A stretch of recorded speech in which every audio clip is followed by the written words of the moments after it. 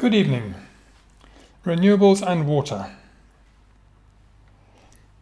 We are all beginning to see now that our main problems are shortage of water and climate change, and they are major global problems.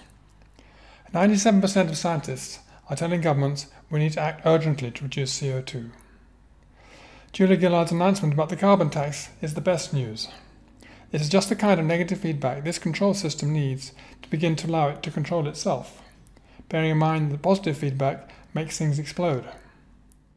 China is already doing renewable energy. Half the wind turbines in the world are turning in China today, and they are reprocessing nuclear waste and warheads as fuel. They now claim they will be burning no coal at all in 20 years' time. Already today, a quarter of the electricity in China is not from coal. South Australia, the leader of Australian wind power, is only up to 18%.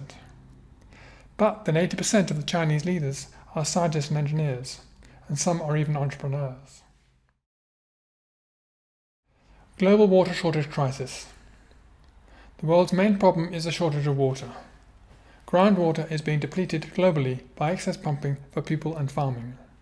WaterAid says that by 2025, more than half the world population will be facing water shortages. That's in only 14 years' time. Yemen. 18 million people in Yemen pay up to 15 cents for a litre of water from an average income of $2. Some of the wells are 1,300 feet deep and running dry. Sana'a, the capital of Yemen, may be the first city in the modern world to run dry. Dirty water. One of the worst disasters caused by humans. 40 million people in Bangladesh are already poisoned by natural arsenic brought up in wells drilled in the 1970s through strata high in this toxic metal. 4,000 children die every day around the world from drinking water due to lack of sewerage. There's a real need for desalination of seawater with small, cheap, easy-to-run units affordable in the third world. I came from Scotland to build wind-powered desalination. This is the prototype 7 kilowatt unit that I built. Because vertical turbines go around a central point, they can bring their power to the ground with a rotating shaft. And the applications we are considering are desalination, heating, pumping, electricity, aeration of wastewater, and the manufacture of biodiesel from algae in those ballast tanks. And their combinations all carbon-free, with no foundations held up by water-filled ballast tanks. With occasional cleaning of the desalination unit, we're looking for a 20-year life, to match the wind turbine's fatigue life, which is also 20 years. This is my dream, water boatman. To make fresh water from the sea, powered by the wind and or water currents. It has a wind turbine you see above the barge, and underneath the barge is a similar water turbine, powered by the currents. It uses thermal distillation with no filters, no chemicals, and no moving parts. The hulls are loaded with fresh water to await collection. The salt is returned to the sea, as Mother Nature does when she makes those clouds.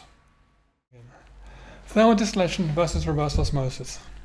Distillation has been the source of pure water for centuries. Over 2,000 years ago, Julius Caesar used solar distillation to produce drinking water for his soldiers, and the Chinese went to sea with it in 1410. Ships have used water distillation for centuries. It is the process of boiling water in a chamber to create steam. As the vapor rises, it passes through cooling coils and collects the pure water. All the contaminants are left behind in the boiling tank. Reverse osmosis uses expensive membranes that need cleaning with chemicals and replacing, and needs a constant source of power, not so compatible with variable renewable energy sources like solar and wind. This is my prototype thermal still.